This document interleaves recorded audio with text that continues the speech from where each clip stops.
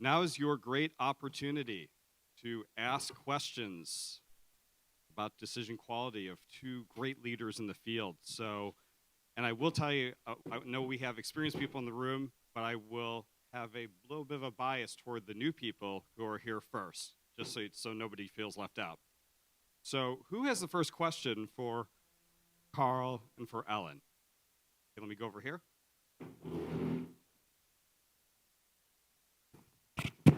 Hi, I'm Doug Williams with SmartOrg. I think this question goes to Ellen, but Carl, you're welcome to jump in.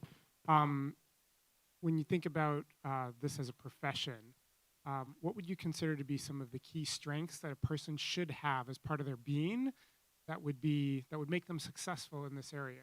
What are the things that come naturally to them that would lend themselves to becoming a decision professional? I think good listener,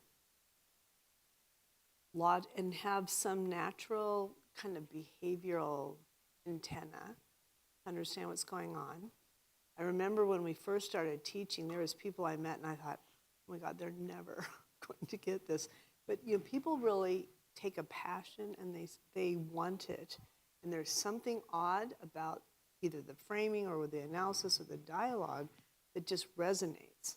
So there's people that I thought were never going to get it and turning into very elegant decision professionals. There's others that were very quant-oriented, and they were wanting to learn the other aspects, and I was like, no way. Yeah, and they really do. So I think a lot of it is the intrigue with the science itself and the practical application. I think that is what makes a good decision professional. I don't think introverts, I don't think it's, some are introverts and you have to be extroverts. I don't think it's that way at all. I think it's the patience to listen and think and then try to find a way that is going to clarify the conversations and make sense for people. And different people think differently, right? So if we come in thinking we have it all, it's probably not going to work. It's more thinking about and listening to what drives them and what they're confused about. I think so, anyhow.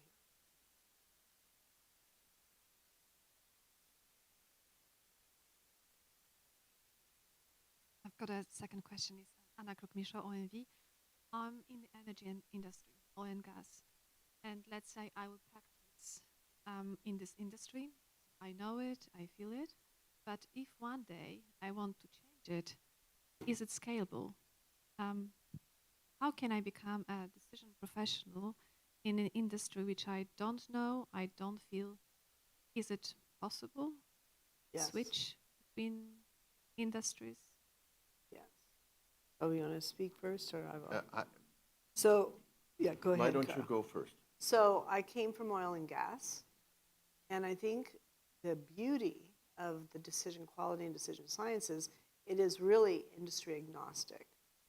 And so, I've taken that and learned to apply the same approach and listen and learn to other industries. And so Carl and SDG and I have had this long conversation around what we did originally was, do you hire an industry content person and make them a decision analyst, or do you hire degreed people in decision analysis and treat them to the industry? And what I think we see from both companies is both work really well, because we weren't hiring DAs and going to the Harvards and the Stanfords. We were hiring people and then teaching them the decision analysis and decision quality, and they did just fine. And as we've jumped to different industries, the beauty of what we do in this science is that it is industry agnostic, right? And to add to that, I think someone that has the basic understanding of decision quality framework and some of the tools, let's say they are at the first level of certification in the society, okay? Mm-hmm. I think they can immediately add to a decision problem that anybody faces in any domain. Now, they'll sound like an expert in that industry within 6 months. Now, how deep their expertise goes, they get a systemic view that comes from understanding the problem down. Okay, if you're willing to take the problem and use influence diagrams and get knowledge mapping and value mapping, and you really get a deep understanding of top down. You're not the expert on some little piece down underneath. You still have to work with all the expertise. Yeah. But it's surprising how fast you gain that systemic knowledge within the framework of decision quality competencies as a decision. Yeah, The you other still way have to around, it's learn not as about it. easy. Yeah. It's if you take someone that doesn't have any decision competency skill yet, they may be a natural, okay? Every so often you hit a real natural in this. They think that way automatically. But for most people, it's a learned skill, and that'll take you, we have a ladder of hiring an MBA with a technical undergraduate or a new PhD that doesn't know it, and we don't care what field they're in so much because we're going to teach them. Well, within 6 months, you've got them doing good models. Within another 6 months, you have them doing the facilitation, elicitation kind of things well. By the end of 2 years, they're very valuable decision consultants, okay? And by the end of 3-4 years, that you've got them leading significant senior executive decision making. So it goes quite rapidly if you have a systematic training program for the decision competencies. But they are very fungible across all kinds of situations. I just want to add one thing. As we have jumped to different types of industries, we've done reading and we've done teaching of ourselves, right? So we didn't just because we don't want to upset that, we were asked to do like an early drug development, a regular course in early drug development, and I've done the other stuff. And man, I was working with people to understand that business. So you still need to learn about the business and take the time and learn from people who know the business so that you have the fundamental understanding of the business, not all the intricacies. And so you definitely will have a learning curve in that, but it's not an insurmountable thing. That answer? Hello. My name is Juan Carlos. I'm project manager at Oracle. I have studied a lot. So Yeah. Thank you very much for the presentation. As a project manager, more part of it. And with bigger projects, Oracle, see very complexity that comes from strategies, and as a project manager, execution. So if possible, I would like to understand better the policy that you, Mr. Spetzler, were saying in your presentation, how to link between strategy and execution, and how to make sure that this policy is aligned with the strategy you have done before. Sorry if I spoke too much in my question, but this link, how it's done to make sure that the board understands and the team is aligned on the same page. Thank you. He's going to help. Carrie, you want to clarify the question? Yeah. I'm sorry, a little bit nervous. No, that's okay. I think he's just trying to clarify the connection between doing the strategy, doing the DQ, and then how do you bring that over to execution successfully? Would you? With the policy, yes. Yeah. Okay. So as we all work different stage gates, right? A lot of times we're working a particular decision. The strategy for that decision is finally chosen, and it's going to the next group. And the next group actually has a lot of implementation decisions. So the strategy and the decision chosen is the policy, right? And now you're working all the decisions to successfully execute that choice, right? And so we see a lot of, Celine, help me, the different stage gate framings start again, because now we've got this decision, it's now we have the direction, we have the policy, and there's a whole lot of implementation decisions that are going to be made. There may be smaller frames, but they still have to look at options and values and the guiding principle of the policy of what was just chosen. So I just keep, and Carl had one of the pictures that showed kind of the nesting hierarchies, Yeah. right? And that's kind of what you're what's happening. But getting it clearly communicated, and then setting up the implementations. And there's a lot of different teams implementation. We call it, decision-based project management. That's really what's happening. It's a lot of execution decision making. In many situations, it's not a decision where you say, okay, now we done. sign, and the capital is $1.4 billion, okay? That it is, our strategy is to pursue the markets in these two countries and focus on these products. Now, the next level down is a strategy how. within each country and which products and which micro markets and which cities.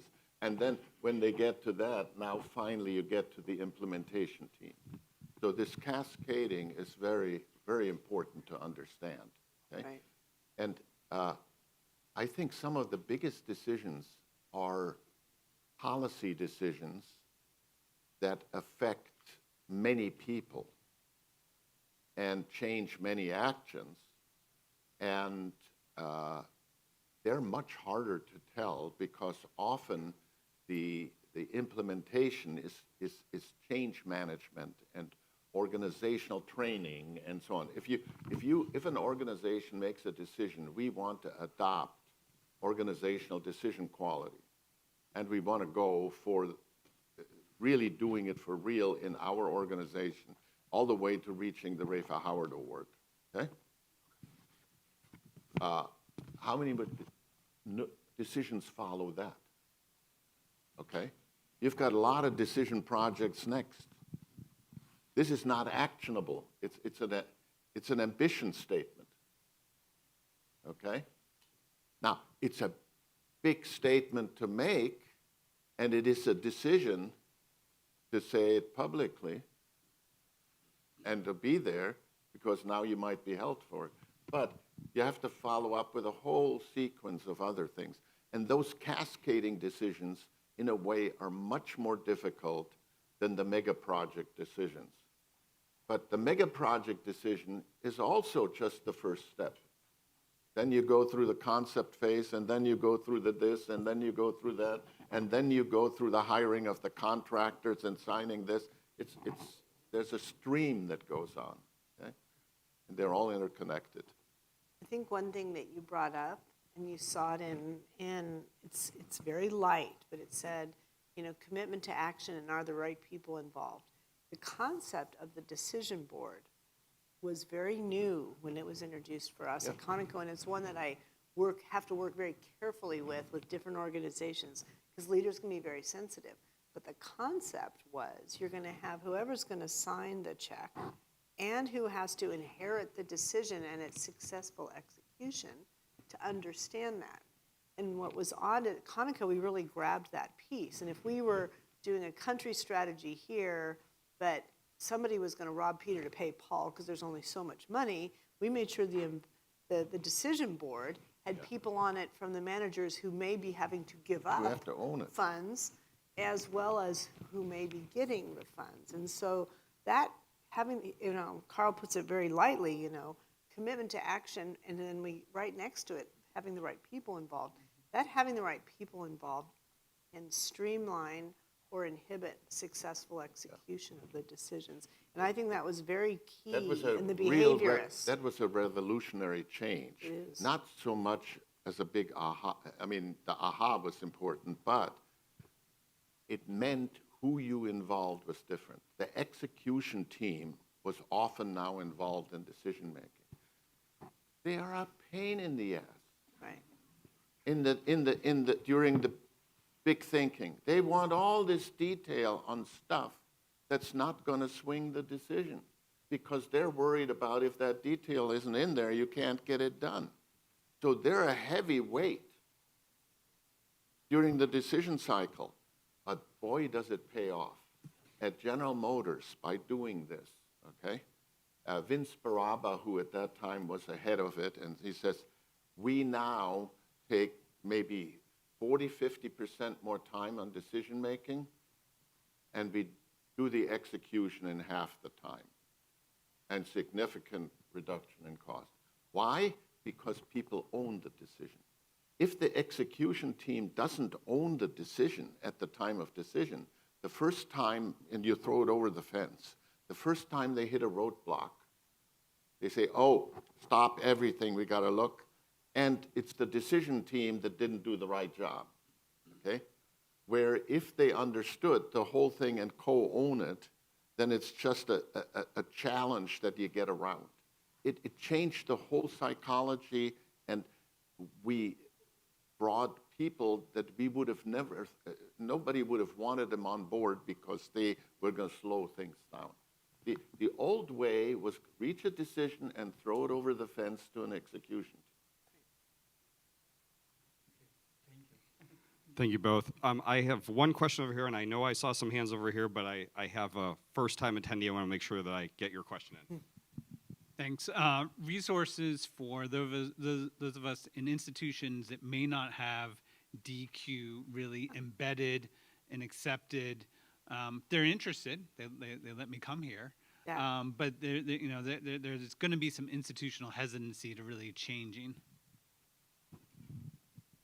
So most organizations, if they're interested, have to decide who might be able to do it some of the time, right? So it can be very helpful. A lot of times there's some natural positions in the organization. Sometimes it's the economists, sometimes kind of it's the people in project management. If you look at my original core team, it was myself, came from technical, and someone from finance. We had co-champions, right? And then everybody else was part-time, all the core team. And then as the business started adopting it, they could make their own decisions on whether there should be some full-time positions or some part-time positions. But it's really kind of thinking about who are naturally involved and or supporting decisions. And then do we tack it on to 25% of their time to help it? It is just another skill, right? So you really have to go, who's doing what in the organization and where might it make sense, right? I have one trick that works for you, okay? You got to win over the core group of decision makers or champions and so on. And if you're doing the selling yourself, it's harder for you to be on their side evaluating. You want to be with them and saying, look, this sounded very interesting. Let's bring in one of these people to give us an hour and a half or 2 hours on this. And then let's huddle and talk about whether or not that's worth taking the next step. Yeah. That puts you in a much stronger place in that selling game than if you're doing the selling and they're doing the poking to see if you've thought it through enough. Thank you for the insightful presentation. My question is very basic and very fundamental, very simple one maybe. So it was Hold related. it a little closer. Yes. Yeah. So it was more related to separating the decision from the outcome. And Yeah. let's say when we have challenges in communicating this particular core value Concept. within decision quality, what approaches do we take? I mean, there might be a bias that might be behind it, but then how to figure out what bias is actually pushing them to link these two together, and then how do we actually separate it?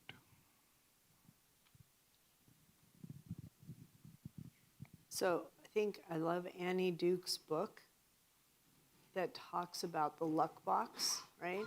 And she talks about what we can really, there's decisions, right? And then there's the outcomes, and there's things that we can control, and then luck is going to play a part. And I think thinking through examples and that as special is very good, because what we're really doing with decision quality, if you think about it, is we're stacking the deck. We're going, if we use a good approach, we can't control all the outcomes. What we can control is the approach.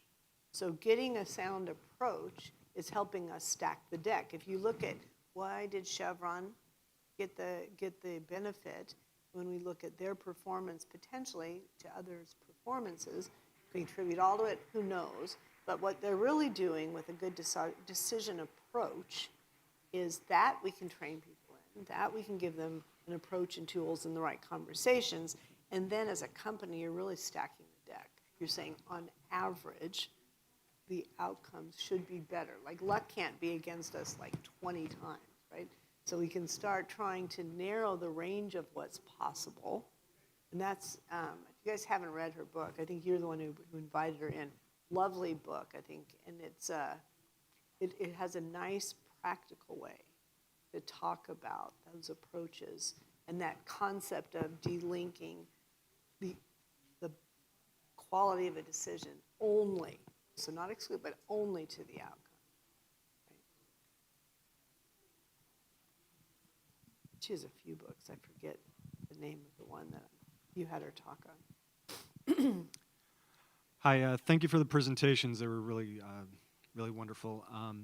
So I am a manager in R&D, pipeline and portfolio planning in a pharmaceutical company, and I'm a doctoral student in this field. And my organization is at a very nascent stage in a transition. Basically, the old regime had a certain way of doing things, and now we're attempting to transition to a more formalized way of breaking down scenario planning and decision making.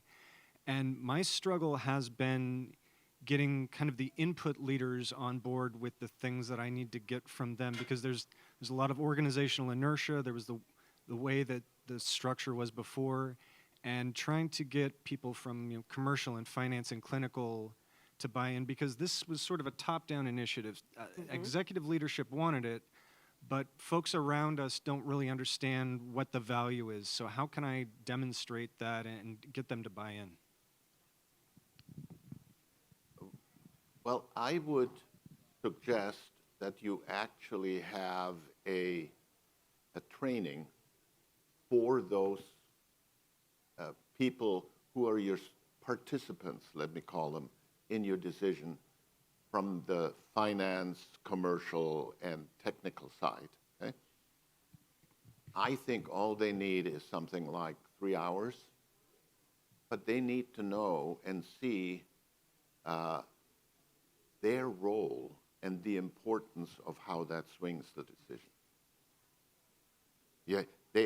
You have to appreciate the quality of the, in that diagram I said, which I considered the anatomy of a decision, those three inputs, if they're no good, the whole thing is no good. Okay? And if you, in that training, you need to bow to them. Okay? You need to say, you guys, I can add this and do that, and we do this, but the ultimate quality decision comes from the quality of the inputs, and if you're just as important at every part of this, okay? And the decision makers rely on you. And I'd have in that training your champion that's coming top down come visit you for 15 minutes and do the intro of why this is so important. I think we forget in an organization trying to do this, you need consistent communication. So a lot of times you'll have a nice onboarding when you're going to do it with the team. You'll have some general training for the organization. And then these frequent webinars, people like stories. So examples, right? I think forgetting to intersperse, internal webinars or lunch and learns or coffees with examples, that's really what both the leaders need and the regular folks in the organization. It's not just a one and done thing. These external webinars can be helpful as well, right? So you find interesting topics and you kind of shoot out a little blog about this is coming up and things like that. You're trying to explain, to teach them over time as well, right? But and tracking your internal and sharing some of your internal applications, probably one of the strongest ways to get buy-in. You guys have been working on that, I know. We have time for one more question. I saw one up here front. Yeah, hi. I was wondering, could you talk a little bit about if you've identified the difference between value and impact? And some people talk about value proposition as the positives, and then impact is negatives, risk and things like that. And as you approach decision makers to show the balance, alternative A versus alternative B, is it better to accentuate the positives or eliminate the negatives? Don't mess with Mr. In between. So people use the word value very loosely. I think for most people the word impact means delivered, okay? Or so value delivered. And people should, when they talk about value, talk about whether it's value potential or value delivered. And I think that gets to that same question, okay? Now, I would like to use value in its full form. So when we deal with complex societal decisions, there are many things we want. It's not one single value criterion, okay? We're not just talking when people say, in some companies when you say value, they mean net present value of a after-tax cash flow, this very narrow, very specific thing, okay? We, as decision professionals, say it's all of what you truly want, Right. okay? That all has to go in there. And it's much more complex in societal and often personal decisions. If you have an aging parent's decision problem, okay, and everybody goes through that, complex, okay? And you want to say what's the trajectory, that's the medical likelihood and expectations, and what are the it's very complex, and there are many things you want. The world of business used to be creating of wealth, okay? Of value, wealth creation process. The more that makes it very efficient and effective, becomes the golden goose that delivers this because it's an effective marketplace that does this. The more, because these businesses are so efficient, we load them down with other things that are social goods, the more we kill the golden goose from the value wealth creation. And you can't distribute wealth if you don't create it. And so this combination of how do we play that in the world, complex world, I think is one that we've got a lot of confusion in. Value is a big deal. I think what we're really bringing is a clear discussion around the trade-offs. And I think, when we first learned it, it was like, yeah. But that's really what we're bringing, because they do have multiple objectives and things. It's like, I want to be the most wealthy, but if I never can come out of my hole, I'm probably not going to take it. I'm going to look at the trade-offs. So I think as we work through the organization, it's clarity around the trade-offs, and then getting the right people to support and align to successfully act when we do expend the resources and we decide. Yeah. We were taught first, you're expected value decision maker. That's what we're supposed to be, right? But the bottom line is you're balancing many objectives, and at work now as well. And I think the energy transition has heightened all of this even more, right? Even more, Even absolutely, more, yeah. right? So now we have front and center goals, and now all these poor companies who've gone out and said what they're going to do by 2030, but not make money, are going to have to reorganize their trade-off discussions and things like that. Ellen, All right. Carl, thank Thank you you. so much. You're Let your applause, use your applause to tell the other rooms you had the best presentation. Thank you so much.